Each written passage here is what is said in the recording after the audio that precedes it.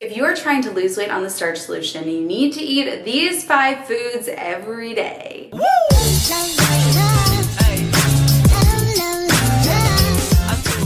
Hello my honeys, it's Emmy. If you're new to the channel, welcome. My name is Emmy. I'm a nutritionist and the creator of the Slim on Starch program, where you work with me as well as a mindset coach and a nutrition coach to lose weight on a plant-based diet.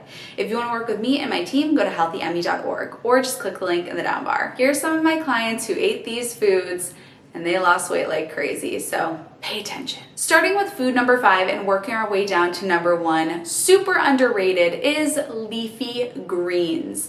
During the starch solution, when you're doing your studying, you'll probably learn that starch is the name of the game here. Potatoes, rice, beans, corn, oatmeal, sweet potatoes, get in that starch, starch, starch. But often we commit veggie neglect. And we forget there are all these vegetables that are super low in calories and super high in volume. I mean, a cup of leafy greens is something along the lines of 8 calories.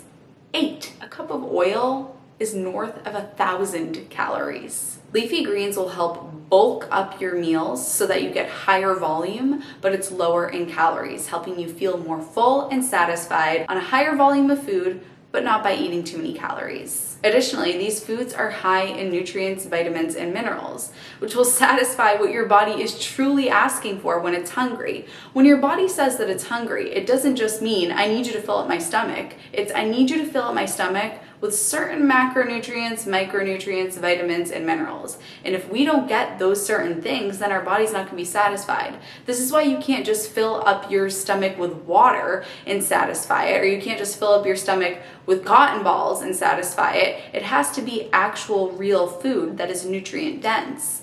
And leafy greens are chock full of nutrients, so your body's gonna say thank you, and it will shut off your hunger signal. These leafy greens also contain thylakoids, and thylakoids shut off the hunger signal, so include those leafy greens so that you feel satisfied at the end of a meal. Food number 4 is a food that enters my body every single day without fail, multiple times per day, which is oatmeal. Oatmeal is very low in calorie density. It's about 300 calories per pound, which means that if you ate a pound of oatmeal, it would only be about 300 calories. This is in comparison to eating a pound of oil, which would be 4,000 calories. Additionally, oats contain a type of soluble fiber known as beta-glucan, which helps you feel fuller for longer. And the reason for this is because it delays stomach emptying. What I love about oatmeal is that I can feel hours later that I'm still processing what I've eaten a few hours prior. It doesn't just run right through you, so you eat and then you're hungry 30 minutes later. It really sticks to the bones, so to speak. I always tend to eat oatmeal before going out and about because it doesn't bloat you.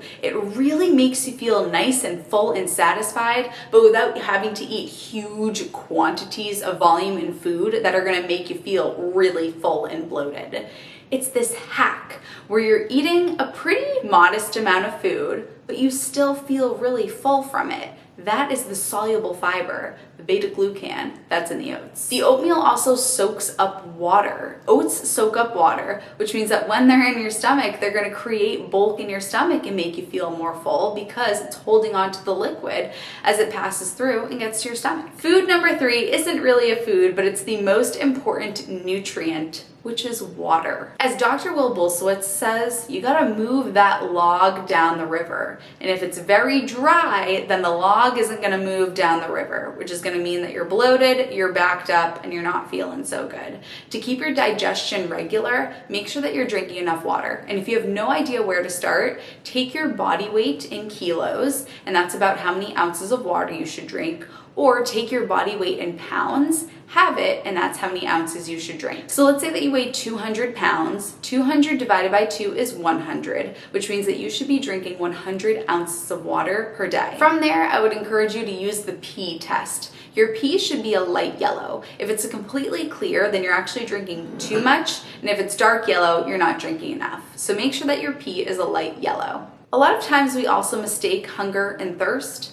I know personally that fruit is a lot more appetizing when I'm dehydrated. I could eat pounds and pounds and pounds of fruit if I'm really thirsty. But if I have an entire glass of water, I'm probably gonna say, yeah, I'll have some fruit. I need some nourishment, but I won't eat the pounds and pounds of fruit that I would eat if I was super dehydrated. Food number 2 is fruit. A lot of people report to me, Emmie, I'm a sugar addict. I have a sweet tooth. Well, newsflash, all humans are sugar addicts. The body's preferred source of fuel is glucose. Glucose is a carbohydrate, it's a sugar. Anything that ends in ose is a sugar. So if you're ever looking at food labels and you see OSE at the end of a word, that is a sugar. And fruit contains fructose, which means it is a sugar and it's going to hit your need for sugar. The body needs sugar. Fruit is high in sugar, simple sugars. That doesn't necessarily mean that it is bad, because sugar in and of itself is not a bad thing. In fact, Dr. Walter Kempner helped reverse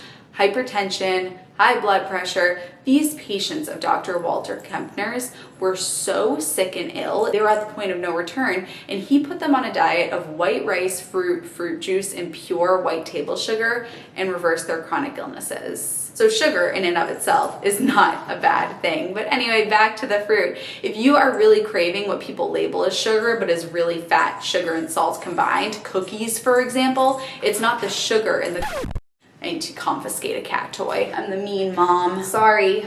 This is mine now. People will say, oh, I'm craving cookies, but what you're really craving is the fact that there's fat, salt, and sugar all in one little ball. So it's not the sugar that you're really craving. But in any event, you will hit that craving by eating fruit. The need for sugar is going to be hit by eating fruit. And if you are really craving something sweet and you have a bunch of fruit, you're not going to be craving that thing anymore. Sweetness also helps turn off the hunger signal. This is why we have dessert after the meal, and why you spoil your dinner if you have dessert before the meal.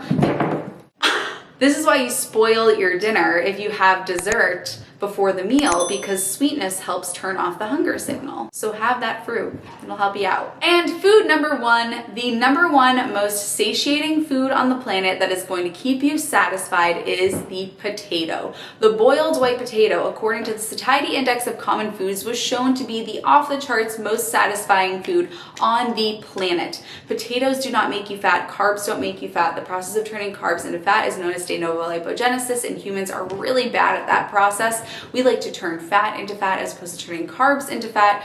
If you eat too many calories, you're going to get fat no matter what you're eating. But back to the point here, potatoes don't make you fat.